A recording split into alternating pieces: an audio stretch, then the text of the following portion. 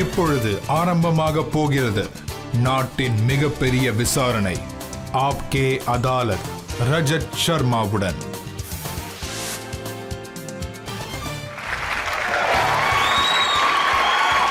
வணக்கம். தேங்க்யூ. ஆப்கி அதாலத்துக்கு உங்கள் அனைவரையும் வரவேற்கிறேன்.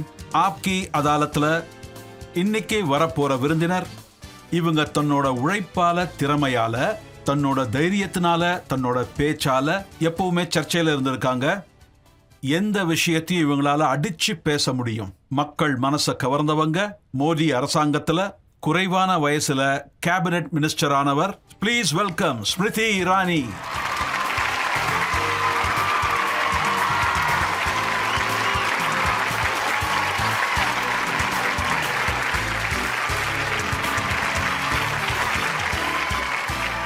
இன்றைய ஆப்கி அதாலத் நிகழ்ச்சியில கேள்வி கணைகளை நாம தொடுக்கிறதுக்கு முன்னாடி இன்றைய ஜட்ஜ், முதிய எடிட்டர் அஜய் உபாத்யாய வரவேற்கிறோம். அவர்கிட்ட அனுமதியை கேட்கலாம். நீங்க விசாரணையை ஆரம்பிக்கலாம். மேடம் கிட்ட நாம கேள்விகளை கேட்கறதுக்கு முன்னாடி ஸ்மிருதி இரானியை பத்தி நாம கொஞ்சம் தெரிஞ்சுக்கலாம். அவங்களுடைய இன்ட்ரெஸ்டிங் கரியரை பார்க்கலாம்.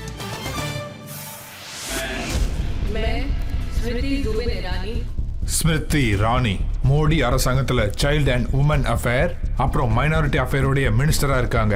ஸ்மிருதி இரானியோடைய முதல் அறிமுகம் டிவி சீரியல் கியூகி சாப்சி கபி பஹூல தன்னுடைய திறமையான நடிப்பால ஒரு மருமகளா நடிச்சு மனசை கவர்ந்தாங்க. மக்களுடைய அன்பையும் பெற்றாங்க. அரசியல்ல தான் ஸ்மிருதி இரானியை எல்லாருமே நோட்டீஸ் பண்ண ஆரம்பிச்சாங்க. ஒரு முறை டெல்லியில இவங்க சாந்தினி சவுக்ல பிஜேபியுடைய கேண்டிடேட்டா இருந்து லோக்சபா எலெக்ஷன்ல போட்டியிட்டாங்க. அதுக்கப்புறம் பிஜேபியோடைய முக்கிய கேண்டிடேட்டா இருந்து ஸ்மிருதி இரானி மனசுல பட்டதை ரொம்ப தைரியமா பேசினாங்க. தன்னுடைய அடையாளத்தையும் கொடுத்தாங்க.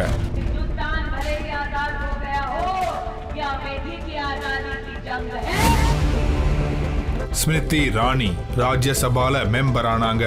மோடி அரசாங்கத்துல தன்னோட குறைவான வயசுல கேபினட் மினிஸ்டர் ஆனாங்க.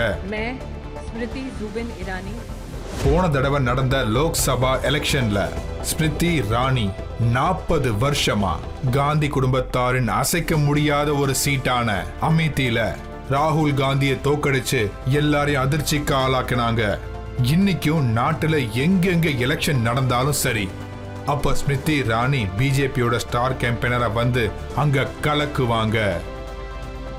ஸ்மிருதி இரானி ஹிந்தி, பெங்காலி, மராத்தி, குஜராத்தி அப்புறம் பஞ்சாபில அற்புதமா பேச தெரியும்.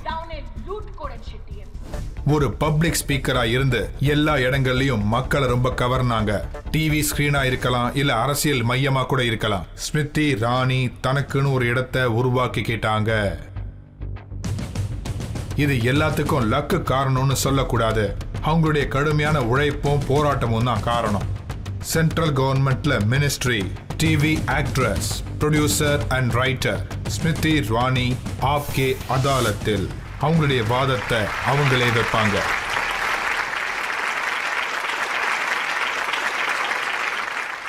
மேடம், உங்களுக்குன்னு பல அவதாரங்கள் இருக்கு. ஆனா 8 வருஷம் துளசி கேரக்டர்ல நீங்க மக்கள் மனசை கவர்ந்தீங்க. இப்பவும் அவங்க அதை மறக்கவே இல்லை. இப்பவும் சொன்னா அவங்க மிஸ் பண்றாங்க. நீங்களும் மிஸ் பண்றீங்களா?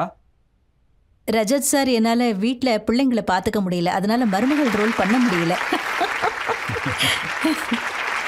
எனக்கு தெரிஞ்சு கடவுளோட அருள் வந்து சில பேருக்கு விசேஷமா கொஞ்சம் அதிகமா கிடைக்கும். அதுலயும் சொல்ல போன அவங்க பிறக்கிற குடும்பத்துல அவங்க கிட்ட ஒரு 200 ரூபா கூட இருக்காது. அதோட பெண்ணா பிறந்துட்டா எல்லாரும் குத்தலா பேச ஆரம்பிச்சிருவாங்க. தோ ஐயோ பொண்ணு பிறந்துடுச்சுன்னு சொல்லுவாங்க. இவளுக்கு என்ன கல்யாணம் பண்ணி வைக்கணும், இவ வேற என்ன பண்ண போறா அப்படின்னு சொல்லுவாங்க. இந்த மாதிரிலாம் அடிபடுற பொண்ணு ஒரு நாளைக்கு இந்திய அரசியல்ல, அதோட நாட்டோட மீடியாவில் கூட பங்களிக்க ஆரம்பிச்சிட்டான்னா இதை நினைச்சு பெண்கள்லாம் பெருமைப்படணும். இதை நான் உங்ககிட்ட ஆணவத்தோடலாம் சொல்லல, எல்லா பெண்களுக்கான கௌரவம் இதுன்னு சொல்லுவேன். இன்னைக்கு எங்ககிட்ட சவால் விடும்போது இந்தியாவில் இருக்கிற பெண்கள்லாம், அதுவும் இந்தியாவில் இருக்கிற ரொம்ப சாதாரணமான பெண்கள் என்ன மாதிரி தைரியமா செயல்படுறாங்க, கடுமையா உழைக்கிறாங்க. அவங்களுக்கு கடவுளோட துணையும் கண்டிப்பா கிடைச்சிக்கிட்டு இருக்கு. இன்னைக்கு பாத்தீங்கன்னா உங்க ரோல் முழுக்க மாறி இருக்கு. அந்த ரோல் மேலதான் அத்தனை விசாரணை நடக்க போகுது. இன்னைக்கு விசாரணை ஆரம்பிக்கலாம். ஸ்மிருதி இரானி மீது முதல் குற்றச்சாட்டு ஆரம்பம். ஆப்கே அதாலத்தில் சென்ட்ரல் மினிஸ்டர் ஸ்மிருதி இரானி மேல் உள்ள குற்றச்சாட்டு, இவர் ராகுல் காந்தியை நிம்மதியாக இருக்க விடுவதில்லை. மேடம், காங்கிரஸ் பார்ட்டி என்ன சொல்லுதுன்னா, ராகுலுக்கு யார் அதிகமா தொல்லை கொடுக்கறாங்கன்னு சொன்னா அது நீங்க தானா? ரீசெண்டா அவர் சொன்னது அதாவது அவர் லண்டன்ல இருக்கும்போது ஒரு சில விஷயங்களை சொல்லியிருக்காரு. அதை பிடிச்சுக்கிட்டு நீங்க மரியாதை கொடுக்காம ஸ்டேட்மெண்ட் கொடுத்தீங்களா? என்னோட நாட்டோட பாதுகாப்புக்காக நான் அப்பீல் பண்றேன். என்னுடைய தாய் மண்ணுக்காக நான் ஒரு விஷயம் சொன்னா, அன்பார்லிமெண்டரி வேர்ட்ஸை நீங்க சொல்லக்கூடாதுன்னு சொன்னா, ஏன் நாட்டுடைய பெருமையை இன்னொரு நாட்டுல நீங்க கேவலப்படுத்தாதீங்கன்னு சொன்னா, அது என்ன தவறான ஸ்டேட்மெண்டா என்ன? அவர் என்ன சொன்னார்னா, ஸ்மிருதி இரானி அவருடைய ட்ரோல் மினிஸ்ட்ரியில பெரிய மினிஸ்டரா. இங்க பாருங்க, அவர் என் மேல இந்த மாதிரி கடுமையான வார்த்தைகளை பயன்படுத்துறாரு. 8 வருஷத்துக்கு முன்னாடி அவர் என்ன சொன்னார்னா, ஸ்மிருதின்னு எவ்வளோ ஒருத்தி இருக்கிறா. இப்போ நான் சொல்ல போற வார்த்தை தான் கடவுளுடைய அருள்னு நான் சொல்லுவேன். அதாவது இந்திய அரசியல்ல ஸ்மிருதியோட பங்களிப்பை அவர் ஏத்துக்கவே மறுத்தாரு. எந்த ஸ்மிருதி இரானியே அவங்க கேபினெட்ல இருக்கிறவங்க அசிங்கமாவும் கேவலமாவும் பேசினாங்களோ அவங்களோட கேபினெட்ல அவரு ப்ரமோஷன்லாம் கொடுத்துருக்காரு. ஆனா அதே ஸ்மிருதி இரானி இப்போ அவருக்கு பெரிய தலைவலியா போயிட்டாங்க. இன்னும் சொல்ல போனா அவருடைய ஃபுல் ஆர்மி அமேத்தியில அவரை ஜெயிக்க வைக்க மொத்தமா அங்க இறங்கியிருக்காங்க. அவர் எதை கண்டு பயப்படுறாருன்னா, 40 வருஷமா அவங்களோட சாம்ராஜ்யம் அங்க இருந்துச்சு. அதை ஒரு சாதாரண குடும்பத்து பெண்மணி மொத்தமா அழிச்சிட்டா. அவங்களுக்கு எது வருத்தத்தை கொடுக்குதுன்னா, யாரு பொலிட்டிக்கல் லெகசியோட பாஷான்னு எல்லாரும் சொல்லிக்கிட்டு இருந்தாங்களோ, இன்னைக்கு அந்த ஆளு தெரு தெருவா அலைஞ்சிக்கிட்டு இருக்காரு. பொலிட்டிக்கல் சப்போர்ட்காக இன்னைக்கு தெரு தெருவா அலைஞ்சிக்கிட்டு இருக்காரு, பொலிட்டிக்கல் மர்சிக்காக. இதை பண்ணது நான் நினைக்கும் போது எனக்கு பெருமையா தான் இருக்கு. அதுக்கான தண்டனை அனுபவிக்கிறதுக்கும் நான் தயாரா தான் இருக்கிறேன். நான் ஆப்கே அதாலத்துல 2019ல நடந்த எலெக்ஷன்லயும் இங்க வந்திருக்கிறேன். அப்போ யூபியோட கேபிட்டல்ல நாம மீட் பண்ணோம். அப்பவும் நான் இதையே தான் சொன்னேன்.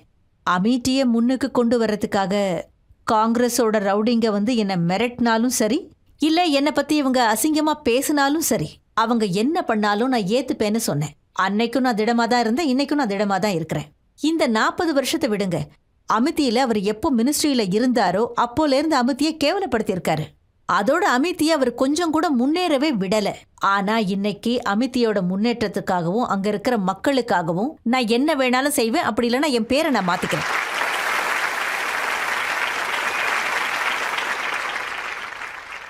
ஆனா மேடம், இப்ப ஸ்மிருதியோட இந்த விஷயம் நிக்கலையே. நீங்க லண்டன்ல போய் பேசுறீங்க இல்லையா, அங்கேயும் இந்த பிரச்சனையை எழுப்புறீங்க. எனக்கு தெரிஞ்சு எத்தனை இந்தியன்ஸ் இங்க உட்கார்ந்துருக்காங்களோ, இங்க இளைஞர்கள் இருக்காங்க, சீனியர் சிட்டிசன்ஸ் இருக்காங்க, லேடிஸும் இருக்காங்க. நான் உங்ககிட்ட ஒரு கேள்வி கேட்க விரும்புறேன்.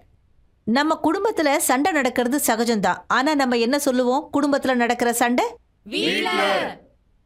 நம்ம அம்மா நமக்கு சொல்றாங்களா என்ன? நம்ம குடும்ப விஷயத்தை வெளியில போய் சொல்லு, நம்ம நாட்டை பத்தி வெளியில போய் ரொம்ப கேவலமா பேசுன்னு சொல்லி யாராவது அனுப்புறாங்களா என்ன? இதுக்கு யாராவது பதில் சொல்ல முடியுமா? இன்னைக்கு ஆப்கே அதாலத்துல நான் இத மக்கள்கிட்டயே கேக்குறேன்.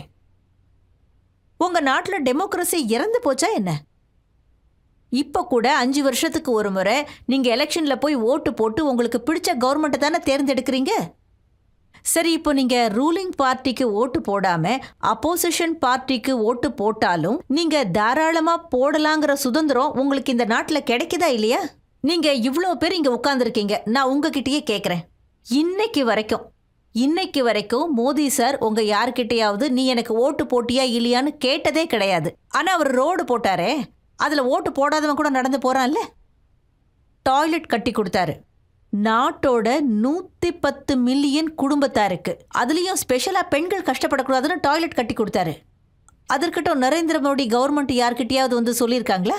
நீ தாமரைக்கு ஓட்டு போட்டாதான் டாய்லெட் போக முடியும்னு உங்ககிட்ட சொன்னாரா? இங்க உட்கார்ந்து இருக்கிற அத்தனை இந்தியன்ஸ் கிட்டையும் நான் கேட்கறதுக்கு விரும்புறேன். உங்களுக்கு நரேந்திர மோடி மேல எந்த விதமான குறைகள் இருந்தாலும் நீங்க இந்தியாவை பிரிச்சிடுன்னு கத்துவீங்களா? இந்தியாவை உடைச்சிருன்னு எவன் கத்துறானோ அவனுக்கு நீங்க ஃபுல் சப்போர்ட் கொடுப்பீங்களா?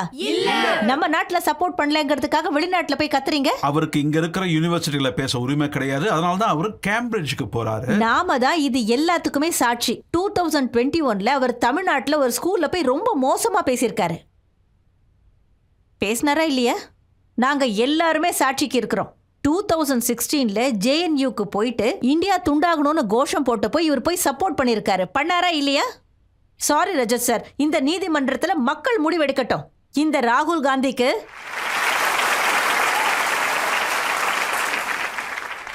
ராகுல் காந்தி இங்க இருந்து கிளம்பி வெளிநாட்டுக்கு போய், அதுவும் எந்த நாட்டுல? நம்ம நாட்டை பலகாலமா ஆண்டுகிட்டு இருந்த நாட்டுல, அந்த நாட்டுக்கு போய் கோஷம் போடுறதுலாங்கிறது நல்லாவா இருக்கு? இல்ல.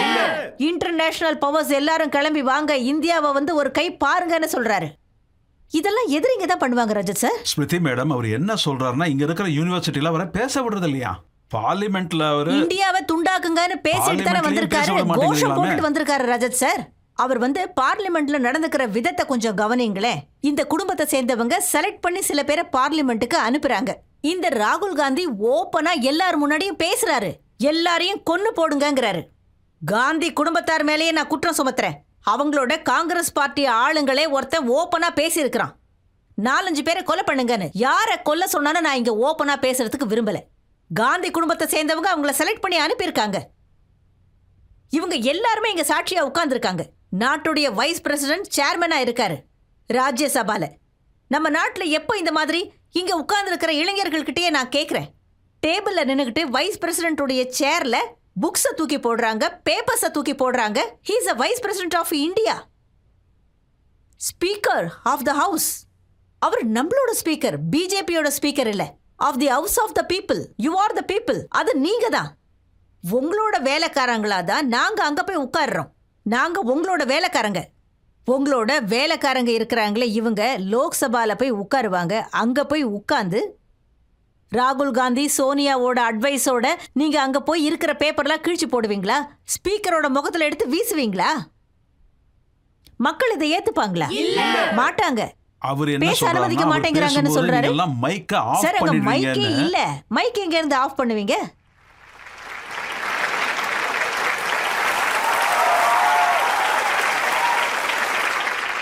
சரி, அதை விடுங்க. நீங்க சொல்லுங்க, உங்கள எத்தனை பேர் காங்கிரஸோட பிரஸ் கான்ஃபரன்ஸை பார்த்திருக்கீங்க? அங்க பேசுறது கூட அசிஸ்டன்ட் தேவைப்படுது.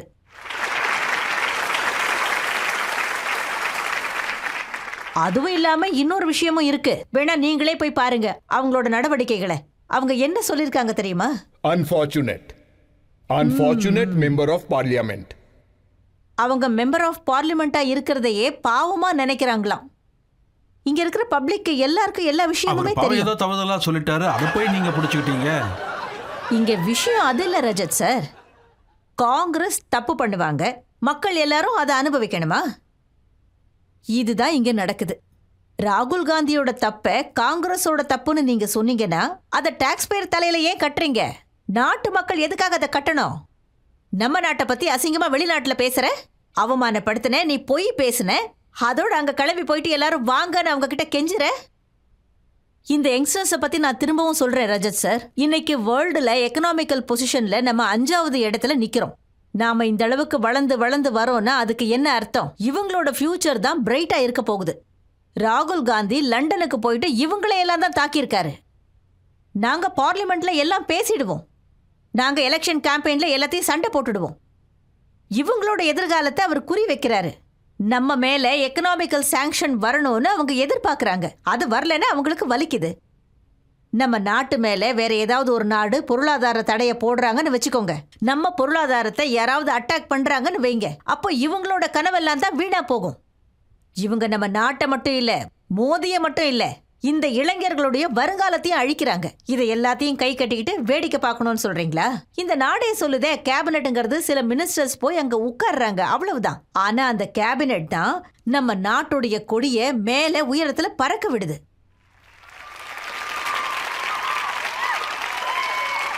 நம்ம மூவர்ண கொடி இருக்குதே, அது சும்மா ஒன்னும் காத்துல பறந்துகிட்டு இல்ல.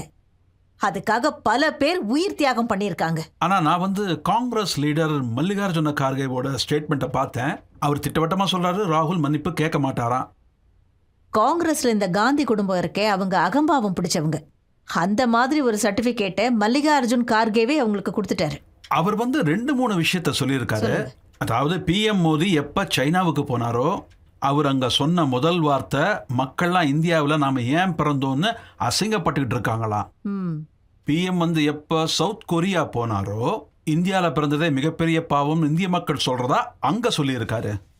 அவர் சொல்லியிருக்காரு மோடி இந்த மாதிரி வெளிநாட்டுக்கெல்லாம் போய் பேசுறாருன்னா அப்ப ராகுல் காந்தி நாட்டுல அது பேசுறது சரி, நரேந்திர மோடி இதை எப்பவாவது சொல்லியிருக்கிறாரா? அதாவது டெமோக்ரஸி இந்தியாவில் அழிஞ்சு போச்சுன்னு எப்பவாவது சொல்லியிருக்காரா? சொல்லலை இல்லையா? இல்லை நரேந்திர மோடி இதையாவது சொல்லியிருக்காரா? அதாவது டெமோக்ராட்டிக் ஃப்ரேம் ஒர்க் இந்தியாவில் அழிஞ்சு போச்சுன்னு சொன்னாரா? அவர் சொல்லவே இல்லை. நான் இன்னைக்கு மல்லிகார்ஜுன கார்கேயே ஏன் மக்களே இங்கே உட்காந்துருக்காங்க அவங்க முன்னாடியே சொல்கிறேன், என்ன நீங்கள் கூப்பிட்டீங்கன்னா நான் தாராளமாக இங்கே வந்து உட்காருவேன். நீங்கள் ஒன்று பண்ணுங்க ரஜத் சார், நீங்கள் ராகுல் காந்தியை கூப்பிட்டு பாருங்க, அவர் அப்படியே தெரிச்சு ஓடி போயிடுவார்.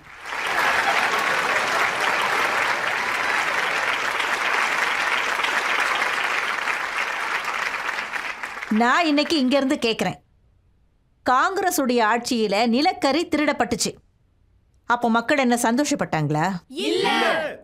காமன்வெல்த்தில் குளறுபடி நடக்கும்போது யங்ஸ்டர்ஸ் எல்லாம் அங்கே போகும்போது நேராக எதிர்க்கையே உங்க கண்ணு முன்னாடியே இந்த ஸ்டேடியம் இருக்கே உடஞ்சி விழுந்துச்சு, அப்போ யங்ஸ்டர்ஸ் எல்லாம் சந்தோஷமா இருந்தாங்களா? இல்ல நான் இப்ப திரும்பவும் கேட்கிறேன், 2014க்கு முன்னாடி காங்கிரஸ் இங்க என்னதான் பண்ணிக்கிட்டு இருந்துச்சு? இது நம்ம நாட்டுக்கு மட்டும் இல்ல, வெளிநாட்டுக்கு கூட தெரியும். India has a big future.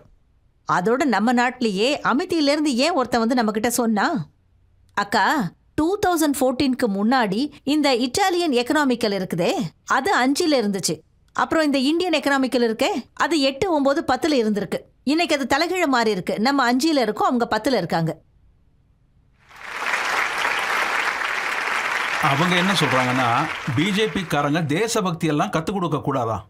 எங்க காந்தி குடும்பத்துக்கு இந்திரா காந்தி தியாகம் பண்ணாங்க, ராஜீவ் காந்தி உயிர் தியாகம் செஞ்சாரு. இப்ப இந்த கார்கே என்ன பண்ணாரு? அவங்க வேணும்னு தான் ஏதாவது உயிர் தியாகம் பண்ணாரா என்ன? இல்ல இல்ல ஒரு நிமிஷம், இது மிகப்பெரிய குற்றச்சாட்டு. இப்போ கார்கே சார் என்னதான் சொல்ல வராரு? இவங்க எல்லாரும் வேணும்னே assassination of the prime minister. Rajat sir, இதுதான் ரொம்ப ரொம்ப பெரிய விஷயம். அவர் என்ன சொல்றாருன்னா இந்த குடும்பத்துக்காரங்க நாட்டுக்காக தியாகம் பண்ணியிருக்காங்க, இந்திரா காந்தி ராஜீவ் காந்தி தியாகம் பண்ணியிருக்காங்க, அதோட உங்க குடும்பத்துல இருந்து ஒரு நாய் கூட சாகலியாம். இங்க எவ்வளவு பேர் உட்கார்ந்துருக்கீங்க? மிலிட்டரியை சேர்ந்த குடும்பத்திலையும் இங்க இருப்பீங்க. மிலிட்டரியை சேர்ந்த குடும்பம் யாராவது இருக்கீங்களா? எங்க வீட்டில் இருக்கிறவங்க தியாகம் பண்ணியிருக்காங்க, அதனால என்ன பிஎம் ஆக்குங்கன்னு உங்களை யாராவது கேட்டிருக்கீங்களா? இல்ல இங்க எவ்வளவு பேர் மிலிட்டரி குடும்பத்தை சேர்ந்தவங்க உட்கார்ந்துருக்காங்கன்னு பாருங்க. கார்கே சார் இவங்களை குறிப்பிடுறாரா என்ன?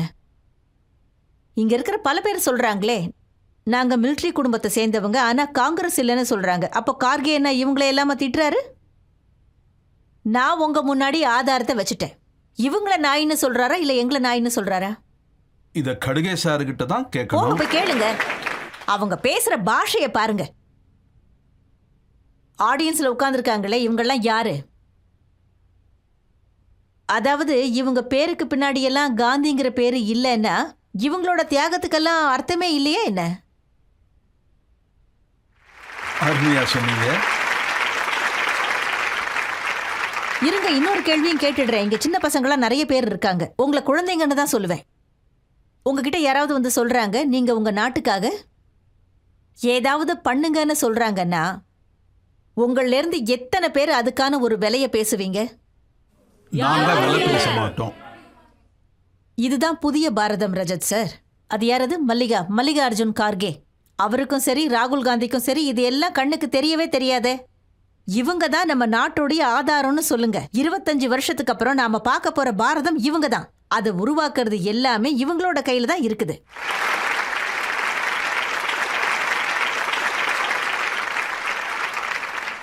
அதோட அதிரஞ்சன் சௌத்ரி என்ன சொன்னாருன்னா பிஜேபி மெம்பர்ஸ் எல்லாரும் ராகுல் காந்தியே துரத்திக்கிட்டு இருக்காங்க, அவங்களுக்கு ராகுல் காந்தியை கண்டா பயமா.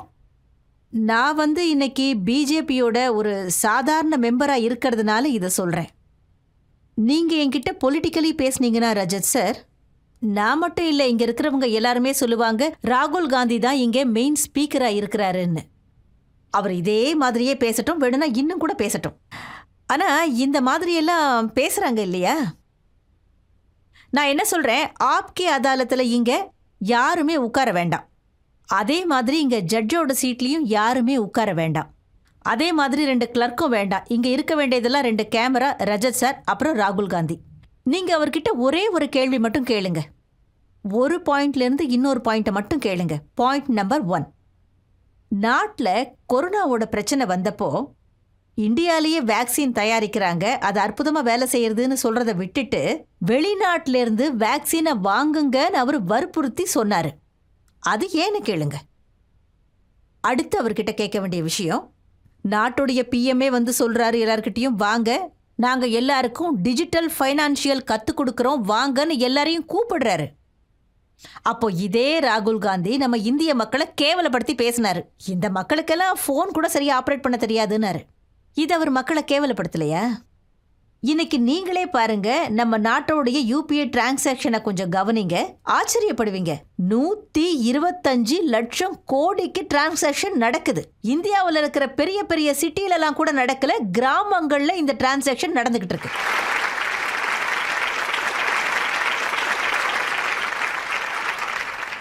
நம்ம பாரதம் இந்த மாதிரி முன்னேறி போய்கிட்டு இருக்கு. இதெல்லாம் ஏன் ராகுல் காந்திக்கு வயிறு எரியுது, அவர் ஏன் வயிற்றெரிச்சல் படுறாருங்கிறத நான் சொல்றேன். 2014க்கு முன்னாடி சின்னவங்களுக்கு தெரியாது, பெரியவங்களுக்கு தெரியும்.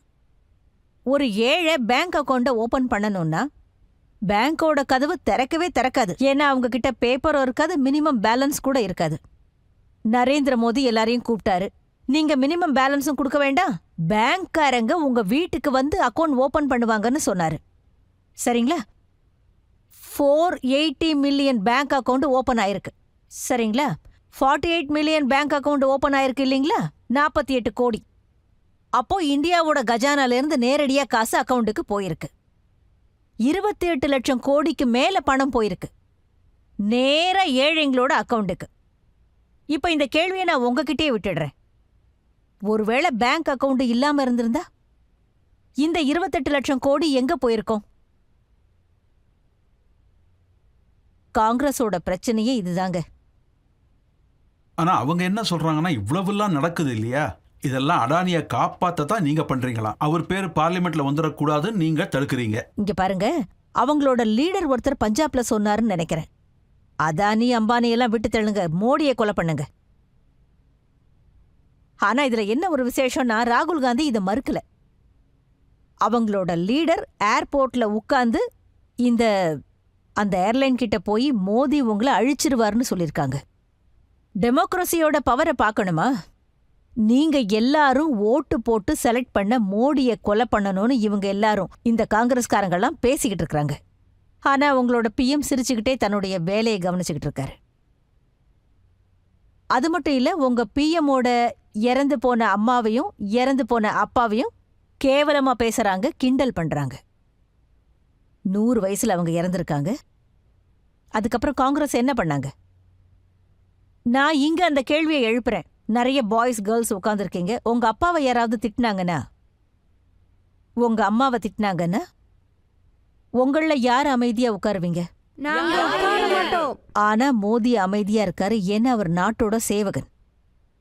அதனால அவமானங்கிற விஷயத்தை அவர் டெய்லி குடிச்சுக்கிட்டு இருக்காரு. இன்னும் சொல்ல போனா,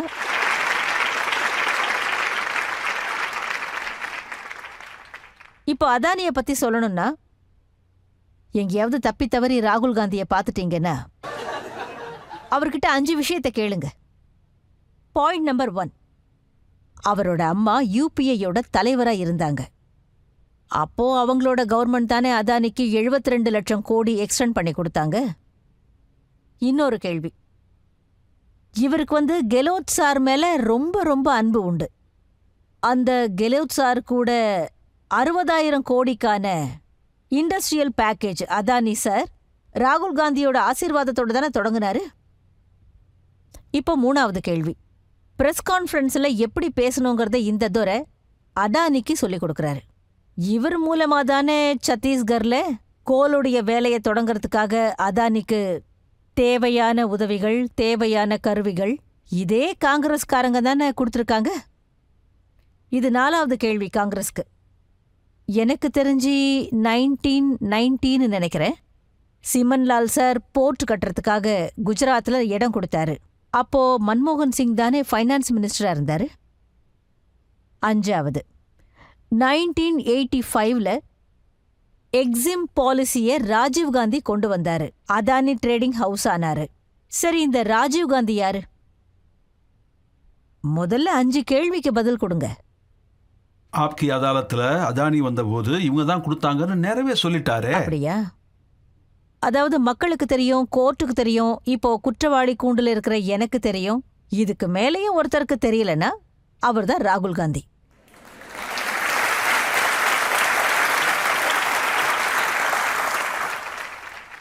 அப்புறம் இதை ஒரு காங்கிரஸ் லீடர் எழுதியிருக்காரு. கொஞ்சம் இரக்கம் காட்டு ஸ்மிருதி, கொஞ்சம் மூச்சு விடட்டும். ராகுல் காங்கிரஸ்காரங்க எழுதியிருக்காங்க. ராகுல் அடுத்த காயத்தை தாங்கிப்பாரு, ஆனா முதல் காயம் ஆறட்டுமே.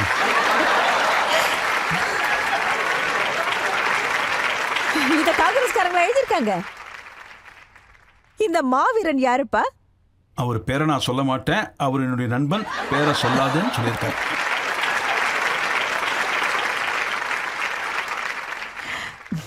கேட்கறதுக்கு ரொம்ப சந்தோஷமா இருக்கு. இந்த 9 வருஷம் அரசியல்ல என்ன ஒருத்தன் காயப்படுத்தாதேன்னு அழறான். ஆனாலும் ராகுல் காந்தி புரிஞ்சுக்க மாட்டாரு. நீங்களும் இரக்கம் காட்ட மாட்டீங்க. நான் அவருக்கு அழைப்பிதழே அனுப்புறேன். வாங்க, கொஞ்ச நாளைக்கு அமித்தியில வாழ்ந்து பாருங்க, அப்ப தெரியும்.